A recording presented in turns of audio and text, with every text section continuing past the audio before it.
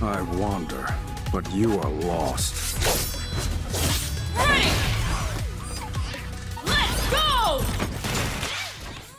If you've been paying attention to anything going on in the fighting game community, you would have noticed that fighting games are experiencing something of a renaissance right now. From 2X Scale to Invincible Versus to the upcoming Marvel Tokon, the genre appears to be thriving. But if you take a closer look at these massive titles, you'll notice a trend. Almost all of them have shifted to either 2D anime, or tag fighters. Which begs the question, whatever happened to the golden age of 3D fighters? Decades ago, 3D was king. We had titles like Battle Arena Toshiden, Soul Calibur, Dead or Alive, and even Virtua Fighter. Heck, even Street Fighter and Mortal Kombat tried their hands in the 3D era. But over the years, 3D fighters have entered something of a decline. Outside of the juggernaut that is Tekken, the 3D fighting landscape has been largely a ghost town.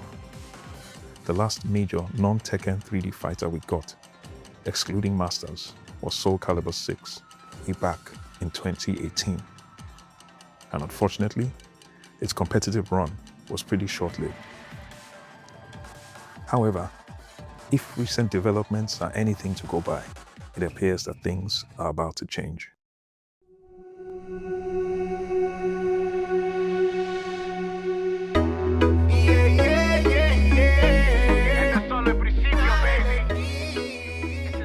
Edge Gaming, and you're welcome to another exciting video. Today we'll be talking about a fighting game title that launched the 3D era and defined a generation of fighting games. If you're new to the channel, like, share, and subscribe. It'll really help the channel to grow and reach more people. Now, let's get straight into it. In August of 2025, Sega gave us a tease, and then at the Summer Game Fest of 2026, they dropped the hammer. Virtua FIghter Crossroads, officially launching in 2027. And based on what they were showing us, this doesn't look like just a sequel. It looks like a complete paradigm shift for 3D fighting games. Now here's why I personally am excited. First off, let's talk about the developer. The game is being built by Ryu Gotoku Studios, or RGG Studios. These are the masterminds behind the Yakuza franchise. Funny enough, the name Ryu Gotoku literally translates to Like a Dragon, which is the same title as the most recent entry in the Yakuza franchise. And they are bringing their signature open world flair into the heart of Virtua FIghter Crossroads. If you suspected that we might get a Yakuza-style mode, you might be correct. The trailer of Crossroads features a massive, narrative-driven single-player campaign set in the fictional city of Villaspara. The story centers around multiple different characters whose lives intersect during an underground tournament in the game called the Villa Fight Fest. Now, we've seen fighting games try the open-world single-player thing before. Street Fighter 6 is notorious for its poor execution of the open world mode, which suffered a lot from repetition and a lack of narrative depth. But RGG Studios is literally the gold standard for city exploration games. In Crossroads, you'll be exploring a living, breathing city, taking on stories, and engaging in multi-opponent street brawls and cinematic boss fights that transition seamlessly into the classic 3D combat, if anything they are presented is to go by. To make it even crazier, Sega has brought on international dream teams of writers, including David Hayter, who we all know or remember from the Metal Gear series as the voice of Solid Snake, alongside writers from games like Ghosts of Tsushima and Like a Dragon as well. This is shaping out to be not just a tacked-on mode, but something they're building to be a legitimate blockbuster single-player action adventure.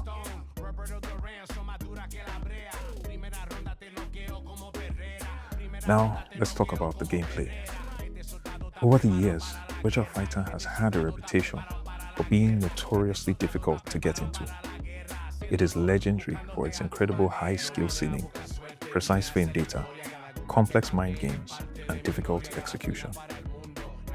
But the developers are explicitly aiming to change that for Crossroads.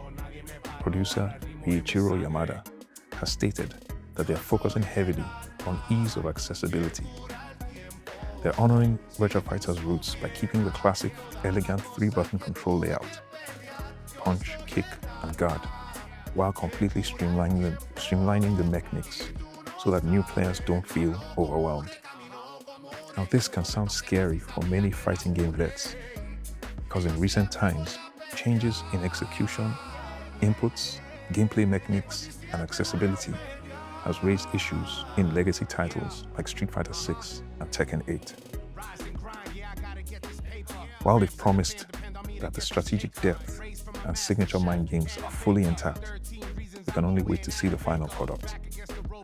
In terms of visuals, they're going for visual realism over the flashy anime physics. This game uses a new debilitation technique or system, where the damage to the fighter's body and face is reflected in real time as the round progresses. Plus, the camera dynamically zooms in on near misses and whiffed attacks to make every single frame feel incredibly tense. We're also getting a completely designed roster of legacy characters alongside brand new corporate characters, bringing a breath of fresh air to the cast that hasn't changed in almost 2 decades. And this brings us to the next point. Honestly, the timing of this game couldn't be more perfect. For the longest time, Tekken has been the undisputed king of 3D fighters. But lately, we've seen a lot of community fatigue and backlash surrounding the Tekken mechanics.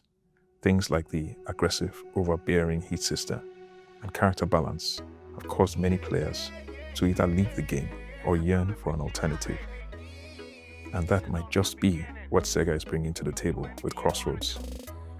Players want pure, tactical, grounded 3D fighters, where fundamentals, spacing, and clean martial arts are the focus. And that seems to be what Virtua Fighter does best. By stripping away the convoluted systems and returning to a pure, responsive, and incredibly polished neutral game, Virtua Fighter Crossroads has a massive opportunity here. It could easily swoop in and capture the massive player base that is currently feeling burned by Tekken.